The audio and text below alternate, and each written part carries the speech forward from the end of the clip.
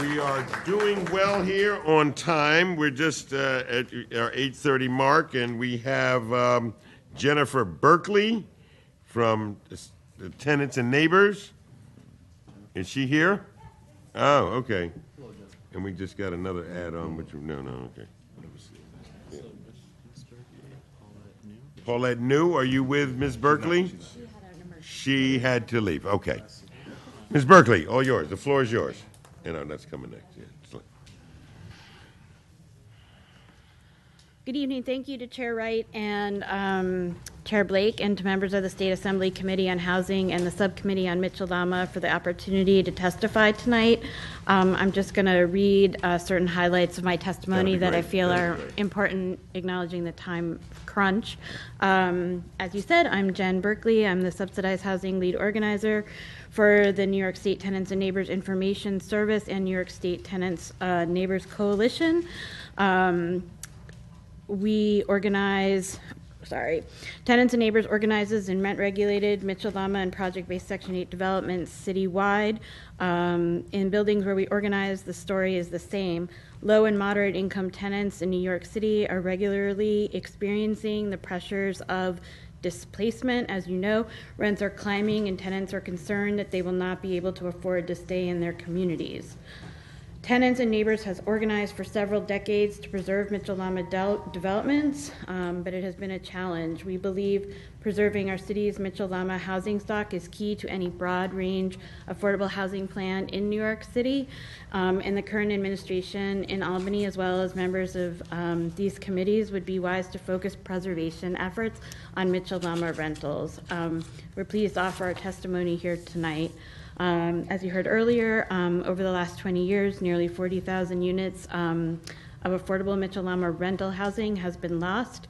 This has contributed considerably to the city's affordable housing crisis, especially as longstanding policies to promote affordable housing has started to fail. We are witnessing massive displacement, rising homelessness, unsafe living conditions, a 10-year wait for NYCHA housing, and housing courts filled with tenants being evicted for non-payments of rent. Sadly, this is New York City in 2016. As building after building exited the Mitchell-Lama program, solutions to rising rents were implemented, but have not been sufficient enough to solve the growing lack of affordable housing options in the city. Most notably, the Landlord Assistance Program agreements between landlords and tenants were put in place as a way to assist former Mitchell-Lama tenants who didn't qualify for other subsidy programs, but today these agreements are expiring and there are no alternatives. Tenants will have to pay market rents for their apartments or leave the neighborhoods they've called home for decades. As you know, apartments and buildings constructed pre-1974 convert to rent stabilization, providing protections for tenants. However, apartments and buildings constructed post-74 do not have the same advantage. Mitchell-Lama tenants are frequently victims of changing neighborhoods and demographics. According to the Office of Speaker of the City Council, Melissa Mark Riverito, tenants who receive enhanced vouchers have dropped 50%, a decrease that may indicate tenants are experiencing conditions that have forced them to move, such as landlord-tenant harassment that we know is oftentimes driven by greed or unscrupulous motives, as well as a quest to gentrify neighborhoods.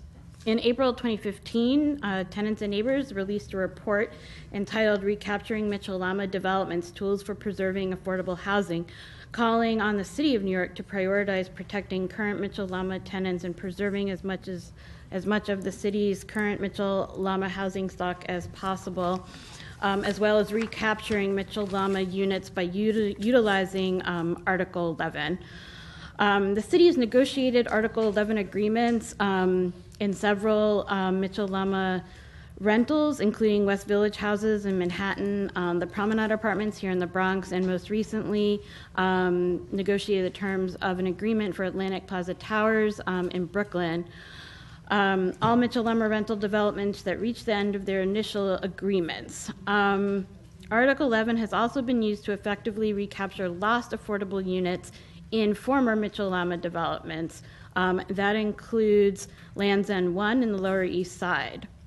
Tenants and Neighbors has identified a handful of other former Mitchell-Lama developments where we believe Article 11 could be used to recapture other lost affordable units with a combination of tax abatements and project-based vouchers, including Haywood Towers in the Upper West Side of Manhattan, Knickerbocker Plaza in the Upper East Side of Manhattan, and Riverside Park Community, a complex with nearly 1,200 units in Upper Manhattan.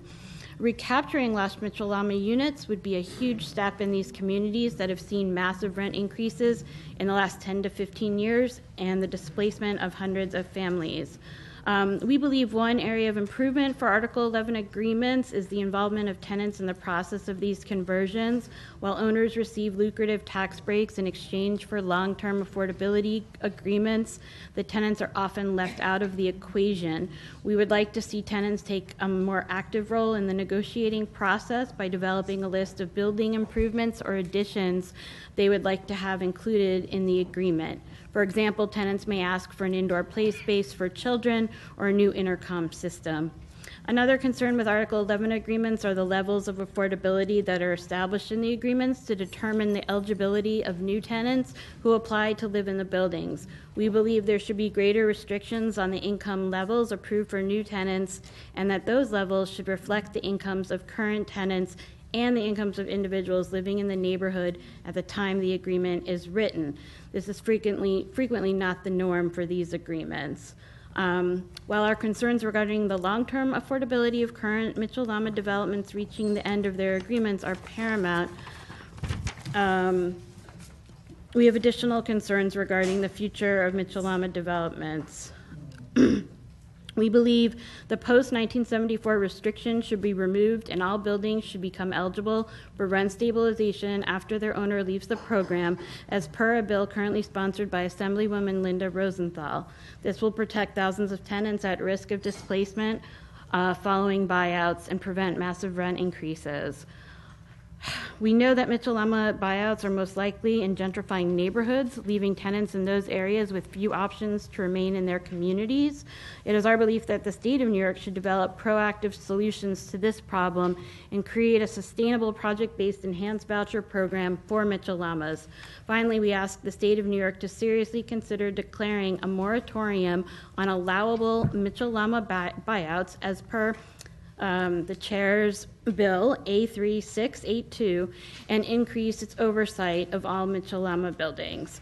In conclusion, we hope these committees seriously consider the issues we've raised in our testimony. We believe Mitchell-Lama housing is an essential affordable housing resource in our city that continues to be under threat. Mitchell-Lama tenants are incredibly vulnerable as housing costs in nearly every neighborhood continue to rise. These issues need to be analyzed and addressed before more tenants are squeezed out of their homes and should be at the forefront of any future affordable housing plan that New York State and the governor choose to implement.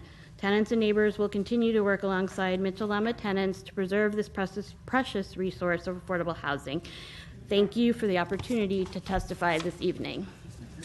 Thank you so much. Thank you. You're welcome. You're welcome. No questions? Go. We're good, yeah. Okay. You can drop the mic. Drop the mic and walk away. Our next testifier will be Ed Yaker, 3980 Orloff Avenue. Did he leave? I guess he left. Oh, okay. So then our next one will be Michael Beckford, concerned shareholder, Concourse Village, 790 Concourse Village West. Yes, thank you. Yes, sir. Oh, I appreciate your time. Oh, goodness. Can you hear me clearly? Yes, we can. Okay. Just push your red button on the microphone there. Is the red light on? The red light on? Keep Yeah, your it's finger. Okay, you're good. Okay. You're good, Mr. Beckford. Thank you for this opportunity. I was reading the opening comments when we first opened up, and I realized that it's ironic that, you know, when you keep on hearing affordable housing, when affordable housing is not really affordable housing. It's just it's a name that sounds good, because not too many people can afford it. with the income inequality and the availability was that there's too much of a red tape housing people. More people were being homeless.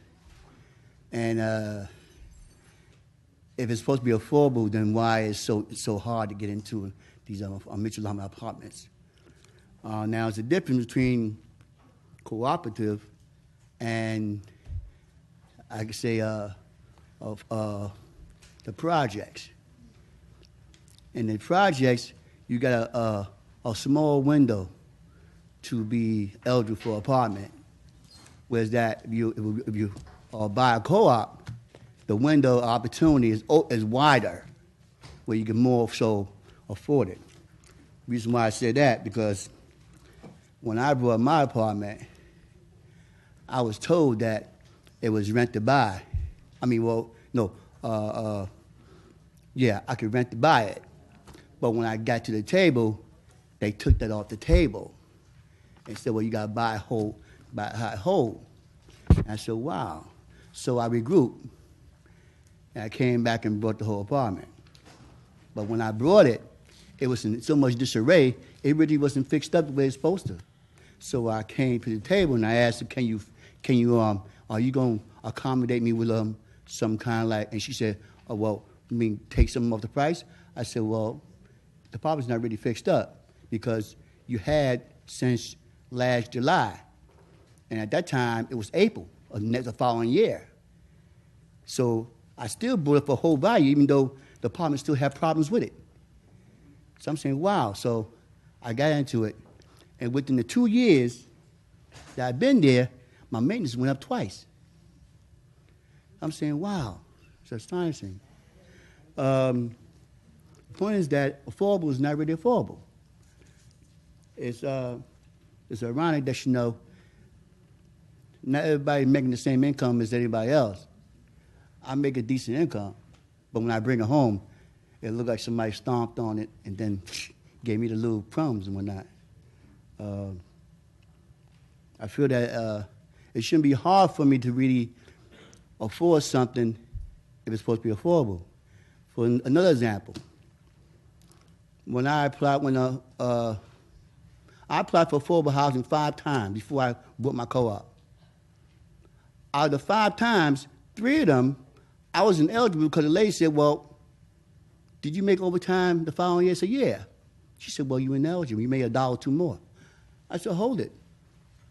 But it's supposed to be affordable. Yeah, but your guidelines, you went past the guidelines. I said, well, overtime is not really part of my salary. It's just something that's optional. She said, well, our guidelines is what it is. We got to go by the guidelines. So another time I applied for it, and you know what happened? I realized that I didn't go the 4th time and the 5th time. No, I realized that I'm a city worker. And our city workers, our income don't stay stable. It fluctuates. So you saying it's for middle class? There is no middle class. Not really. You're either poor or you're rich. Now, I'm the working class poor. Oh, we all. Yeah. Oh, we all. So when you say affordable housing, there is none. It's just a name, a term you just say in there. Income inequality is on the rise. Homelessness is on the rise. So who's going to be in these units? Also, NYCHA and Mitchell-Lama, I think they one of the two. They've been warehousing a whole lot of units, not even putting them on the market. I'm quite well, that Scott Stringer has exposed them for housing so many units. Not even warehousing them. Now they're making excuses of why they didn't put people in them. But I see the homelessness on the rise, and our shelters being filled up. That's a shame.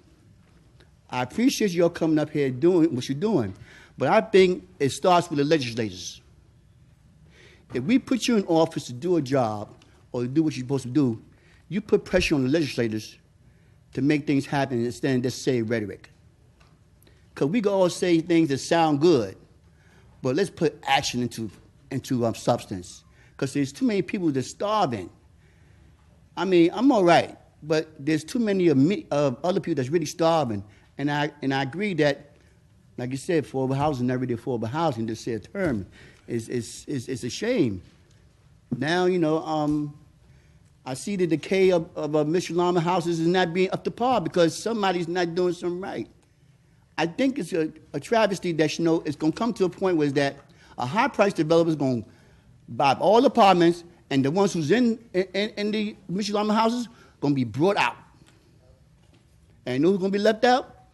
The working class poor, who can't afford it, who ain't making that $100,000 a year. Mr. Beckford, if I could kind of, Yeah, I'm sorry. I'm going on and on, though. just ask you to wrap up a little bit, because we're Yeah. going past the. Yeah, I know. I'm sorry, but that's really my point. I think I'm we coming get up your because see, it's something that's, you know, that really needs to be addressed. And I feel, last but not least, put pressure on Congress and the Senate to go with the needs you need to be. I mean, don't let them bully you. Come on, I mean, But that's why we're here, Mr. Beckford, and I want to thank you Yeah. for your testimony, because you're living and breathing it just like we all are. Yeah. And believe me, there's nothing we have some strong opposition voices against us, but they're not stronger than us. So, but when we put forth our bills, we have Republican senators that don't like what we do.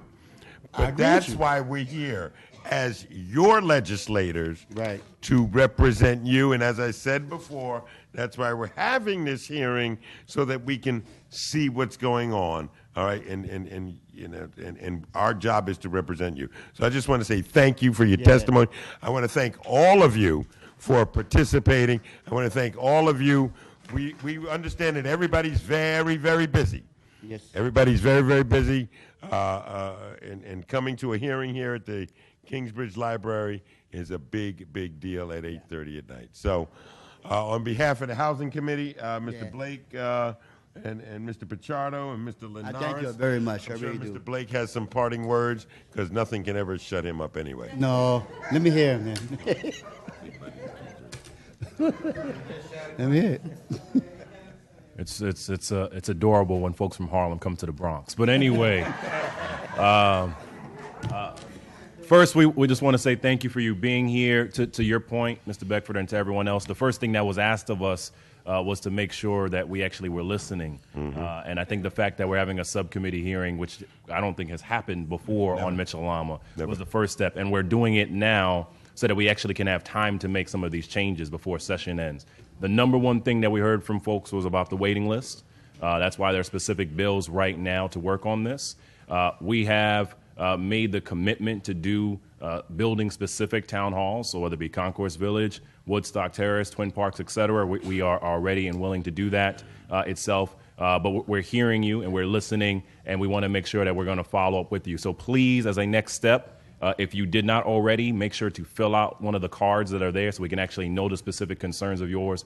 And on behalf of our subcommittee, we thank you. I want to say thank you also to our program council people to come in from Albany. Mike Sidlow is with us. And I want to thank Mr. Colon, who is the Deputy Commissioner of HCR, who has stayed around for a little while to answer some questions. So, Thank you. Mr. Yaker ever show up? Did Mr. Yaker ever show up? He's gone. All right. Thank you. Thank you. Thank you. That was good.